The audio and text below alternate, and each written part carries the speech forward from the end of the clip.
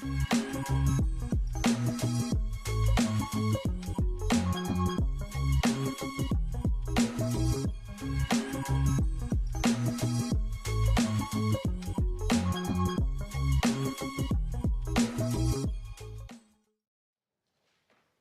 up?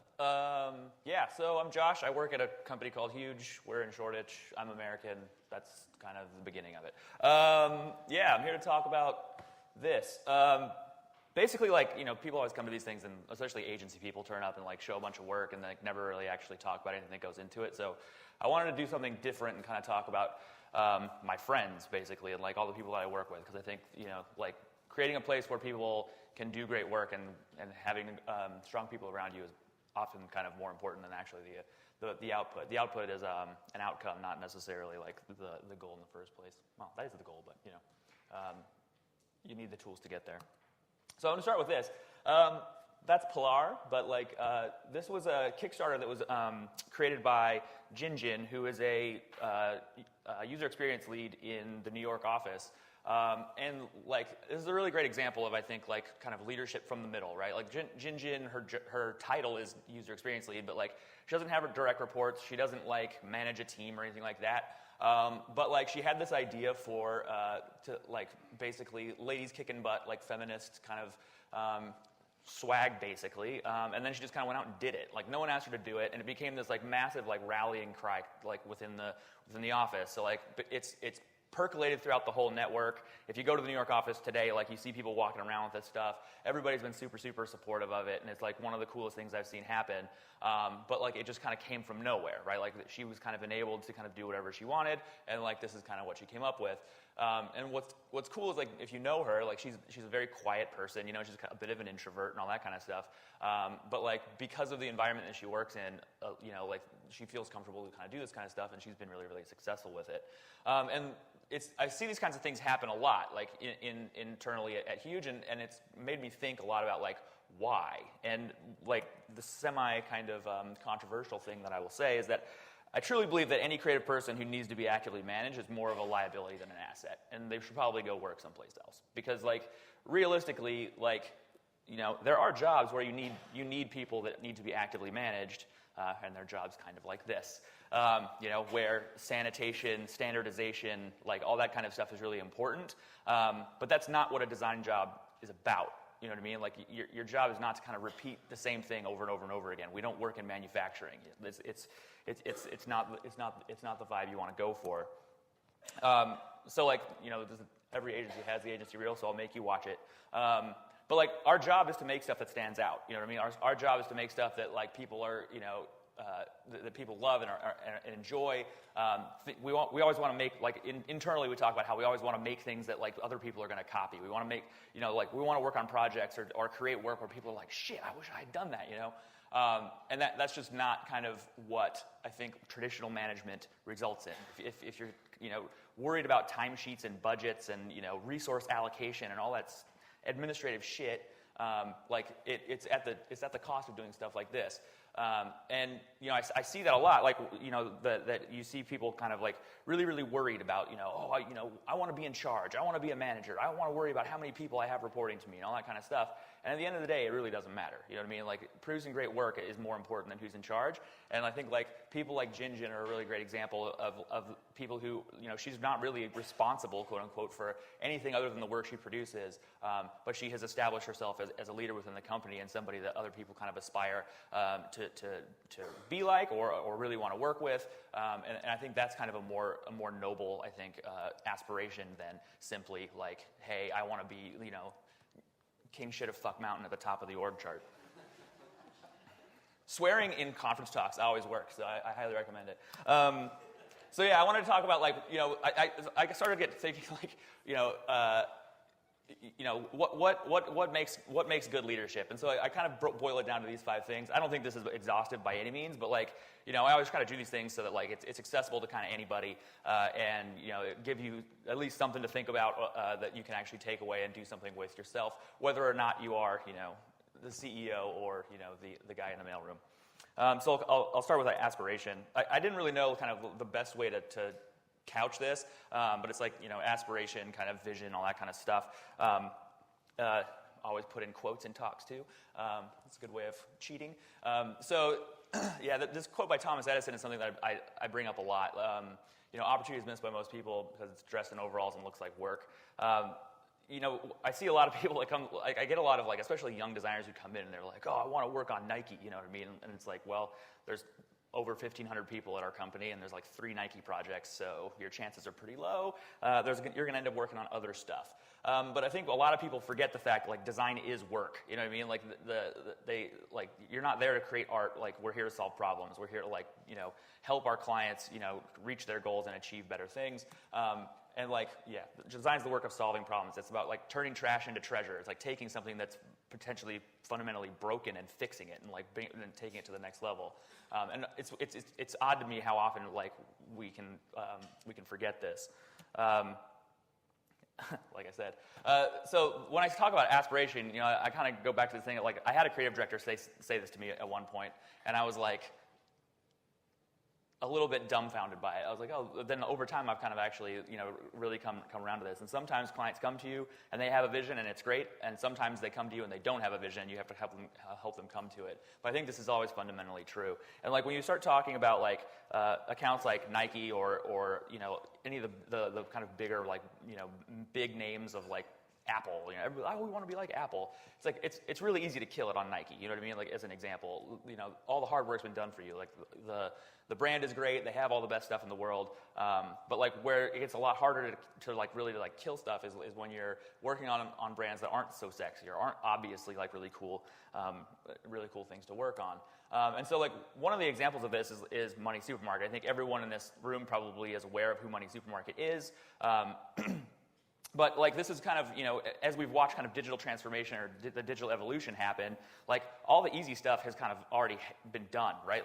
Media, transportation, travel, those are all kind of the sexy problems that you'd like to solve. And now a lot of the briefs we're getting are government, insurance, all this kind of, all the dreary paperwork topics where it's actually red tape, bureaucracy, and these are actually really, really hard problems to solve. And Money Supermarket was a really good example of this. Again, I'll go with a quote.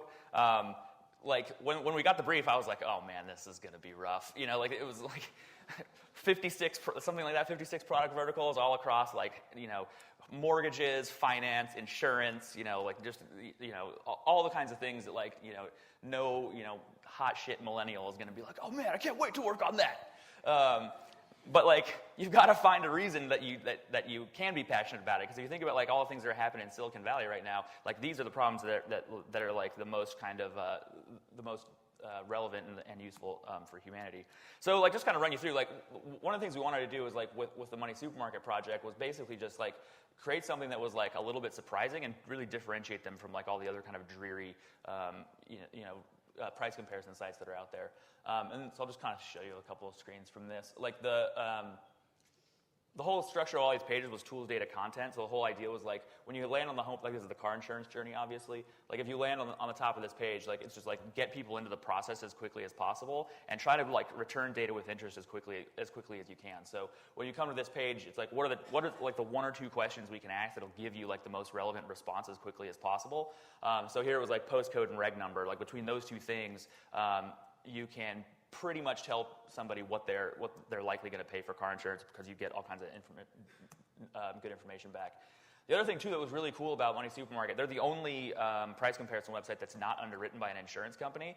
They're totally independent. So, and the other thing is, they, something 85%, don't quote me on that, 85% of the population of the UK has touched their site at one point or another. So, they know a vast amount of information about the UK populace. And when you start to crunch these numbers, some really interesting, results come out. And so one of the things we wanted to do is just bring this data to bear and actually, play it back to people and, what's going to affect, how much my car insurance costs. Is it where I live? Is it how old I am? Is it what kind of vehicle I drive?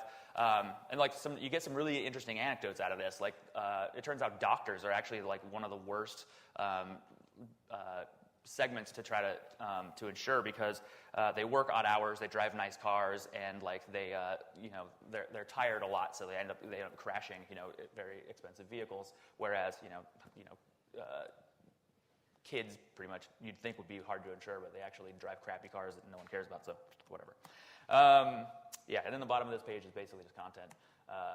I'm not supposed to say this, but basically this is great hat SEO because they rely so much on Google, so it was like you got to put content on pages.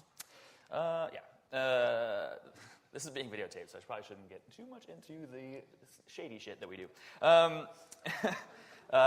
So when you land on, when you actually run through the thing, you give it your postcode, your reg number, and then we try to return something interesting back to you. So here, obviously, if we can tell you're in Sheffield, we want to return a photo of Sheffield or something interesting to kind of actually give this kind of a brand. A resolve back to something, but then just based on those two pieces of data, we can figure out what car you drive, where you live, and then kind of some sort of a range of how much it's going to cost to insure you. As you scroll down this page, we wanted to kind of make it so that we were seeing tons of drop off when you got into the actual product flow. Obviously, this is a comp because there's still lorem ipsum in it. But at the top of the screen, it was just we had to inoculate people to how long these things were going to take and what information you needed. Because especially things when you get into home insurance and stuff like that, typically, particularly in roommates or spouse situations, you might not have all the information you need about the other person that's going to be on the policy. So stating that up front before you get literally 40 questions into a questionnaire and realize that you can't finish is really important. And then we did just some other cool stuff, basically adding in this kind of this information panel that follows you down the page. So every time you answer a question, it updates and tells you and gives you an indication of how that answer affected your quote price. So you're kind of getting instant feedback about why your rate is what it is. And then for questions where there's FAQ kind of stuff, that all just populates to the right here all the time automatically. So as you're going through, you're getting help in situ. And then the other thing that was kind of cool that we proposed was adding this short URL feature so that you could stop in the middle of the flow, copy that, and send it to yourself. Or if you were gonna the roommate situation, if you were trying to fill it out with a roommate, you could send it to them, and you can collaboratively complete the form, which is pretty neat. And so there's a guy on my team named Ollie Brewer who is an absolute killer designer. And one of the things that we do, we end up working on a lot of these projects together where it's hey, this is a hairy, really, complex form design problem. And it's okay, great. So that's going to be us again. And one of the things that we always do is try the mobile first thing. And it's kind of a cliche for everyone in this room, but stuff like this where the client was literally no one's ever going to do this on mobile. We were well, let's make that our challenge. Let's make that the stretch challenge for ourselves. Because if we can solve for that, then it makes all the other stuff a lot easier to kind of handle. So we did a lot of kind of interesting stuff around how to handle mobile here. So obviously at the top there, the purple kind of stripe, it's that same price update thing. But then the way that we went through and interrogated all the forms and resorted all the questions so the high impact stuff got asked first. So as you're going through, the price is going to fluctuate back and forth, pretty wildly depending on the first few questions that you answer. But as you get further and further into the form, that margin of error gets much smaller. So that was actually a pretty cool kind of thing that we landed on. The other thing what we wanted to do was just really think through how forms work on mobile, which is something that you don't it's one of my biggest pet peeves in life is that it's simple things like not calling up the keyboard a bunch of times. That adds so much friction to how you're actually doing these kinds of things. So what we tried to do was group as much as we could, try to group together all of the form fields and drop downs so that you basically call up that panel once, and then as you bounce through the questions, it stays up and and you get all the typey questions first or whatever, or grouped together, I should say. And then we made some really simple rules. So if a drop-down had less than 10 options in it, we got rid of the drop-down and just used a bunch of big radio buttons. And the other thing we try to do as well is, I said, they have all this data on users. So we try to be really smart about how we set defaults. So a lot of these forms are really, really long and really, really tedious. But based on using collaborative filtering and kind of personalization data that we had, it's pretty easy to set a lot of smart defaults so that a lot of this just ends up being scrolling through and being visually yep, that's right, yep, that's right, no, I need to change that, blah, blah, blah, blah, blah. And then prototyping. Prototyping is massively important for what we do. And more and more we try to get to prototyping as quickly as possible, and it means that like the interaction designers and the visual designers are kind of working in parallel, and things look really like rough and ready at the beginning, but then as you kind of progress, you start to get to stuff like this. All three of these prototypes, like myself or Ollie, built kind of all of these by hand in HTML. But like on the left-hand side over there, you see like just kind of, we always try to add these like little flourishes, like encourage people to explore more and kind of try to find more of this stuff. And because like we're dealing with kind of a drab subject matter like insurance or that kind of thing, using illustration is a really neat trick of like how our visual design team kind of handles these things to add a little bit of life and spirit to things, but not having to rely too much on stock photography or other kind of you don't surf kind of crap. And then like this thing right here on the right hand side, I thought this was super cool because like you've all probably seen price comparison result tables, and it's like this crazy spreadsheet. So this was like I was like, Ollie, how are we going to solve for a gigantic spreadsheet on a mobile phone? And he took it away and he created this, which was super cool. And I think this was actually a really good example of like where like if we hadn't prototyped this, there's no way it ever would have gotten built, because like you can't really wireframe your way through that and then explain what it's supposed to do to a developer and hope that it comes out like with the level of finesse that he was able to do, just kind of using CSS transitions and some pretty simple hacky prototyping tricks. I put too many slides in here, so I'm trying to rush through as quickly as possible. You can watch on YouTube later and slow it down by halftime. Number 2, collaboration. So this is another one. Like I think like what's really interesting here is like I like that like we all work together in teams, and like I always say that design is a team sport.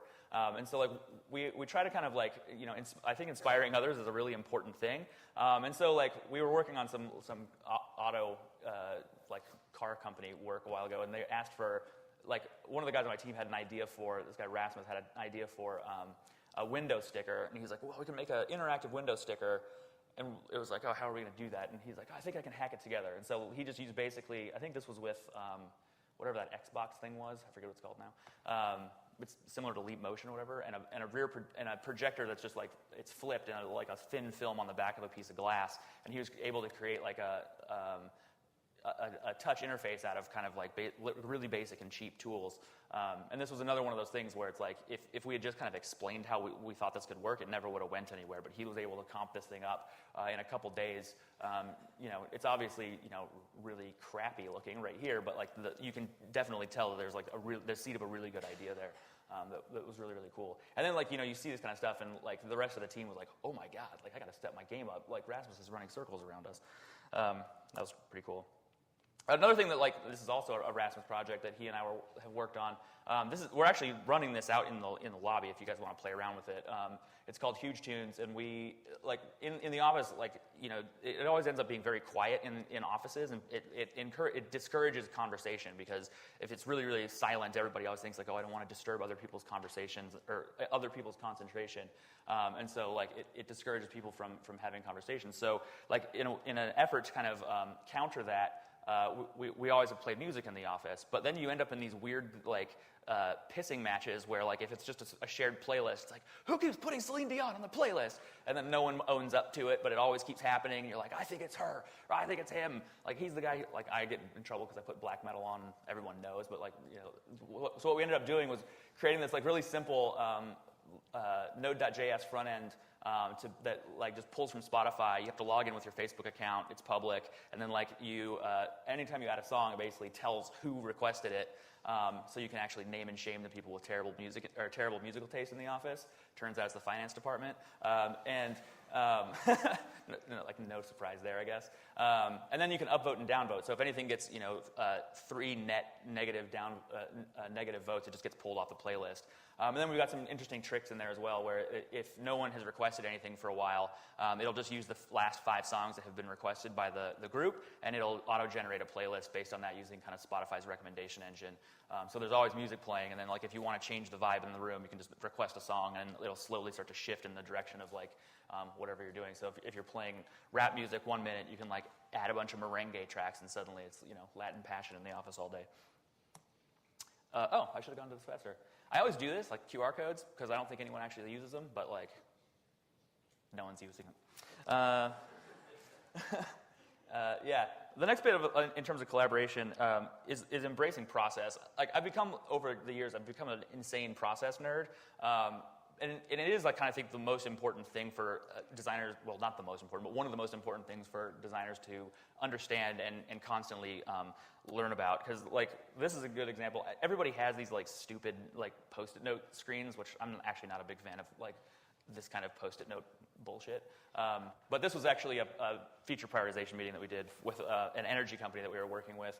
And I find that like these kinds of like process, this type of process work, and like when you actually kind of like engage in designing the process as well as the product, it leads to better results. And this was one of the examples of like an Italian energy company, and this is what their offices look like. This is not exactly the most creative environment in the world. And so like having these kinds of sessions with them where you could actually like give them paper, have them draw pictures, and like actually participate in a conversation where you're sharing ideas and being creative.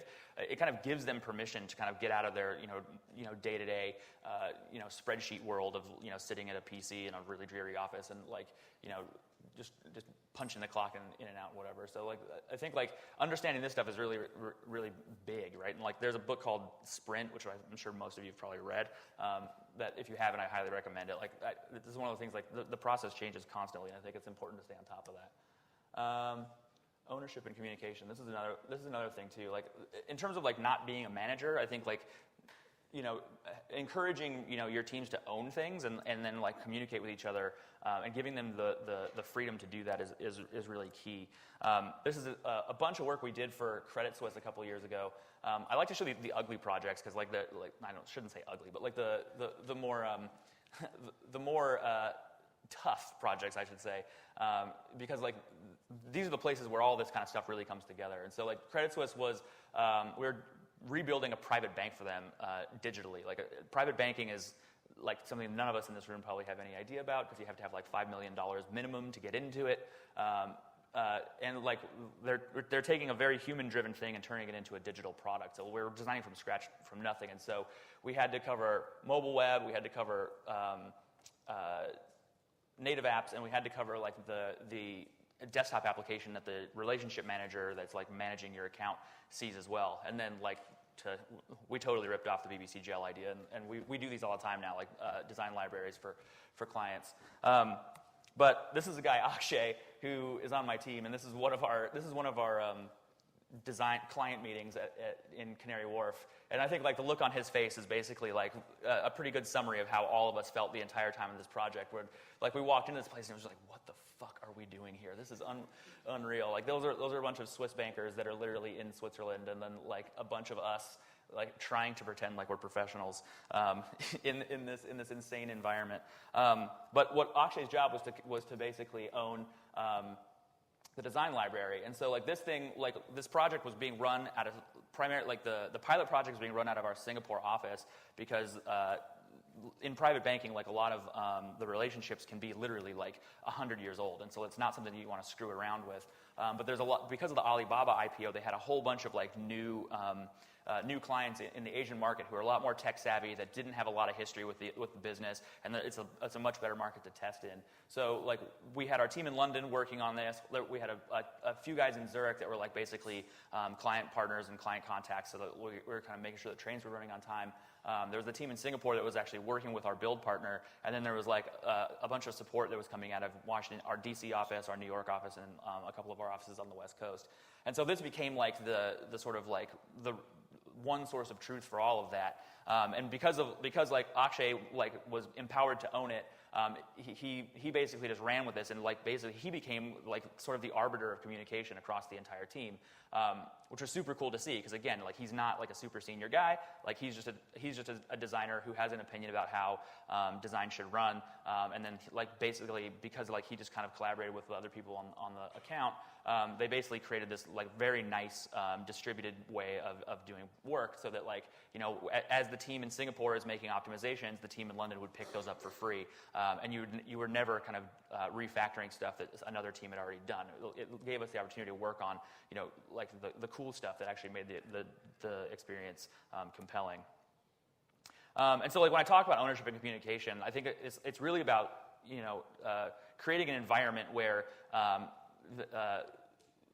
the question is always, or the statement is always, this is here if you want it. It's not the like, why do you want this kind of thing. And I think like as much as you can create an environment like that, you'll start to see like much better results, and I think like a better kind of vibe, and more people that are more passionate about the work they're doing, and then inevitably they'll end up doing better work.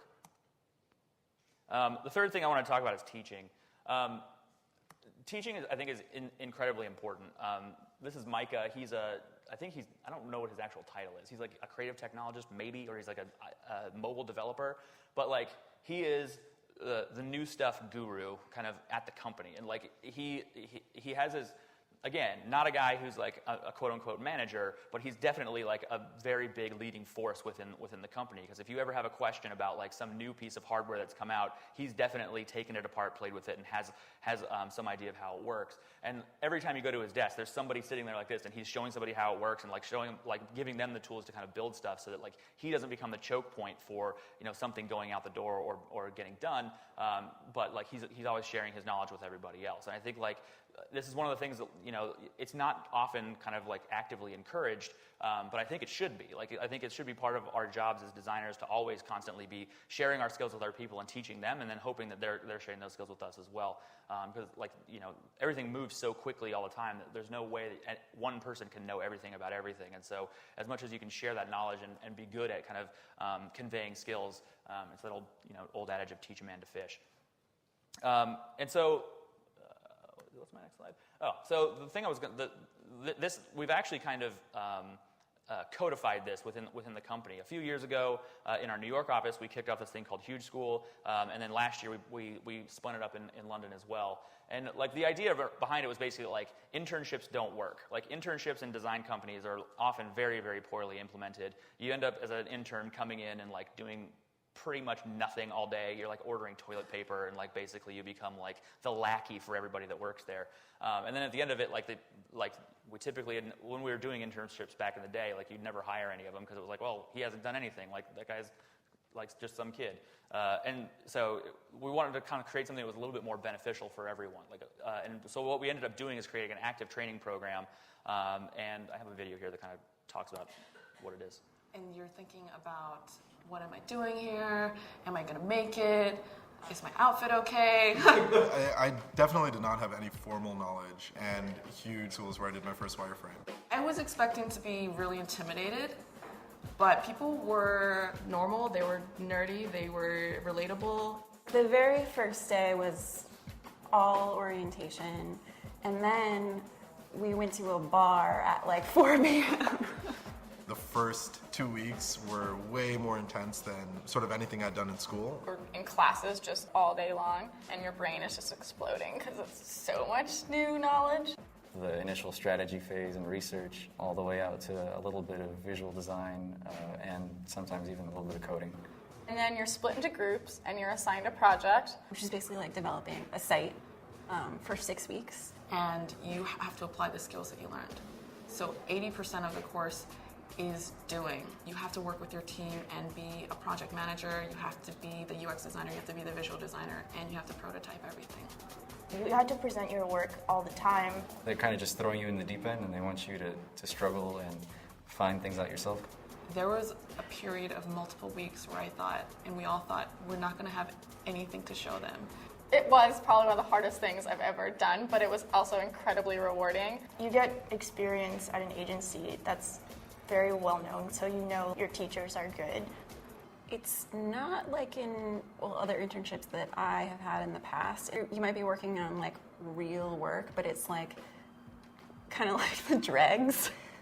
Huge wants you to learn, and they're giving you this space to learn and make mistakes and tackle big, hard projects. The sort of amount of growth is just beyond what I even thought I was capable of. My day-to-day was so great that I kind of didn't want it to end at the end.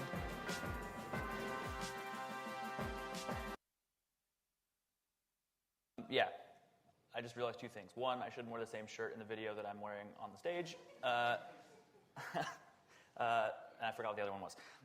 Number 4, learning. So teaching is important. Oh, the other thing I was going to say is that the whole thing of like taking your skills and applying them, and like immediate knowledge, or even like teaching as well. Like in terms of information retention and like your own kind of like ability to remember stuff. If you listen to a lecture, there's this, I forget what I'm referencing here, but like if you listen to a lecture, you have like you'll only retain like 5% of that information.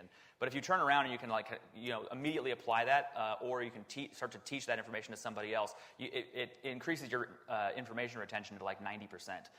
And so I think like it's really important to kind of think through like exactly, you talk about people who are visual learners, audio learners, or tactile interactive learners. I think like as much as you can combine all three of those things, it actually improves your skills a huge deal. So that teaching brings me to learning. I think like you can't just teach and never learn anything, because we work in a very fast-paced industry that changes constantly. This is a slide I use a lot because I think it kind of blows my mind, and maybe this is just it's an artifact of me being an old man now. But like the digital industry really isn't that old. Like we're talking 20 years basically, where we went from like the idea of a dial-up modem and like the hyperlink was this crazy like revolutionary idea, to a point now where it's like we're strapping computers to our faces, and like you have a hand computer in your pocket like everywhere you go. And so like this actually terrifies me, because it's like one of those things where, as much as I get, like I'm very senior at the company now, and I keep getting pushed into more and more situations where it's like, hey, your primary tool that you use is email and PowerPoint. And it's like, well, Keynote. And it's like, well, shit, man, like that's not actually the thing that got me here. And if I don't know how to do all of those things, it makes me irrelevant pretty damn quickly. And so like this was a slide in a deck that we showed to a client recently about like how our workflow process works. And I didn't realize it until I was sitting in the meeting, but I was like, holy shit, that's like 1,000% different than what it was 2 years ago. Like you look at this slide, and this is pretty typical of like any project we do at the company right now. There's not a Microsoft or an Adobe product anywhere to be seen in this. And like literally 2 years ago, that wasn't the case. And so it's like even down to the point of like continually learning new tools and like being really curious about like the new stuff that's out there. And getting your hands dirty is really, really important.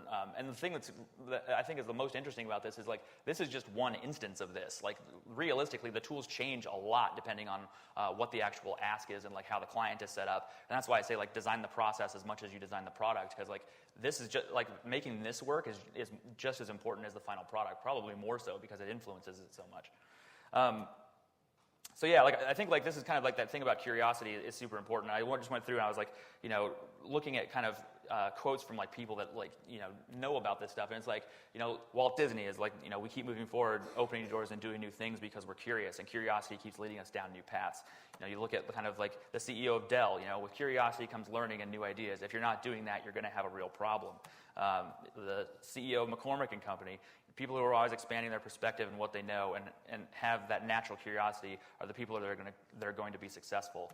And I think my favorite one is like the CEO of Panera Bread of all companies. Like it seems very odd, but like I think this sums it up better than anything. It's like our job is to discover the future. Like that's what we get hired for. That's like why people come to us, particularly on the agency side. Like people come to you like the only reason anybody comes to an agency is because they've admitted to themselves that they have like a really fucked up design problem and they need us to come fix it. And so it's like like they don't expect us to show up and be like, okay, well, here's a Squarespace template. Thank you very much. Pay us. Like you have to do something new and different and kind of do something disruptive. And like curiosity is, I think, innate curiosity and thirst for new knowledge is always the thing that's going to lead you there. I say this because like this is a good example of what my design training looked like. Like I first started learning communication arts in like the mid 90s, and there was no computers involved in it at all. It was all manual paste ups, camera ready art, Amberlith and Rubylith, non-photo blue, probably things that no one in this room, unless you're very old like I am, even remembers. And like this, I know all this stuff, but it's completely useless now. And like 20 years from now, like whatever I know today is probably going to be just as useless. And I think it's really important to keep that perspective as you move on through life. And so kind of just an example of my own application of learning. This is Swift Playgrounds for iPad. I don't know if any of you have played with this. Yeah, no. It's pretty much the world's best tutorial ever created. And even if you're not like, it's taken something that is a pretty kind of daunting subject matter and made it very, very accessible. It's kind of gamified. It's gamified coding to a point where it makes it accessible to anybody. So last Christmas, I picked this up, and like I kind of knew JavaScript a little bit, but like I picked this up and decided to test my hand at learning Swift. Is this going to play? Basically, I created this app in like a weekend, basically, after finishing all the tutorials. I travel a lot for work, right? And I'm like, a dumb American in Europe trying as hard as I can not to like fulfill the stereotypes. And so like I'm always curious about like what things are that are around me. And so I built this like pretty simple thing where it's just like an app that shows you kind of what's around you. It uses Wikipedia to pull in like the Wikipedia articles for things that are geotagged, and then it creates a playlist. Germany and is concentrated on the art historical aspects of the potato. It was opened in 1996 by the Otto Neckart Foundation. Otto Neckart was owner of the Fanny Food manufacturer. So I was in Munich last week, and this is like some potato museum that I was standing next to. And so yeah, like in a second I'll swipe up and you can see how this works. So basically, at the top of any Wikipedia page there's an index. It basically just takes that and turns it into a playlist and uses text-to-speech to activate it. And yeah, it's pretty cool too because like there's so much Wikipedia data around this kind of stuff. That like there's like literally thousands of locations pretty much anywhere you go. The last thing I want to talk about is sharing. I'm getting like the signal to shut up, so I'll speed this along. I really like this kind of Tim O'Reilly thing of create more value than you capture, and this is like one of the things that I've like really kind of tried to live by my entire career. I think like if you guys ever saw these things, T-Hand Lax would always like produce these like PSD templates anytime a new version of iOS came out. It benefited them in no way other than name recognition. But when I saw this, I thought this was super cool because it was something that I was kind of doing at work anyway. Like I kept seeing like all these files around of like wireframe assets, and so like I just kept compiling them into one file and like like sending them around an email like, hey, this is here if you want it, blah blah blah. And I always thought people would like update it and then add their own name to the end, but they never did. So like I ended up being the guy who had the wireframe asset file, which was a little odd. But this has evolved into a point where now it's this massive folder that like it's shared across the entire company, and everybody just dumps stuff into it all the time, and it somehow miraculously stays like collaboratively organized and all that kind of stuff, and it's become like one of the most valuable resources kind of like for every designer at the company to use. And this kind of goes back to another thing that I say all the time. Hoarding information is a sign of conniving or incompetence, and you don't want to be either of those things. So yeah, I think like this, it kind of goes back to that thing of like, this is here if you want it, not like, why do you want this kind of thing. And so like to take this to its like natural terminus, like one of the things we do at Huge is a shameless plug. We do a talk series called Make Something You Love. This one is going to happen, in a couple days. So I highly recommend that you all come. You can look it up on Eventbrite and RSVP if you're into it. And yeah, we have a bar in our office, so there's free drinks. So even if you don't want to hear it, you can come drink and get drunk on us. So yeah, like I'm gonna wrap this up. Like the whole point that I'm trying to make here is that leadership can come from anyone. It's not a job title. It's about kind of action and repetition. So yeah, there you go. It's leadership. Leadership is action and example. I think like this is like the most important thing, and it's like one of the things I try to impart into everybody who works on one of my teams. It's like it's not about trying to become a manager. It's about trying to be the guy that everybody wants to copy. You know what I mean? It's like you want to be kind of like the person that people aspire to be like, and that's kind of the most important thing because, like I said at the beginning, producing great work is more important than being in charge. And if that's the only thing that you remember from this talk, there you go. That's it.